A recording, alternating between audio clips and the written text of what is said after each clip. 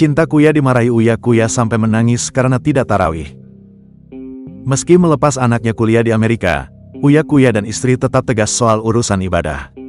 Baru-baru ini, beredar video saat Uya Kuya memarahi Cinta Kuya yang melewati salat tarawih. Bahkan Cinta Kuya terlihat menangis saat Uya Kuya memberikan wejangan. "Ya marahkan karena kamu gak tarawih," ujar Uya Kuya, dilansir dari akun ninokuya.of. "Iya aku tahu, aku bikin papa marah. Kepalaku pusing sebenarnya," jawab Cinta. Suami Astrid Kuya ini pun berusaha menenangkan putrinya. Ia memberi penjelasan jika Cinta tak perlu jauh-jauh pergi ke masjid untuk tarawih jika tak enak badan.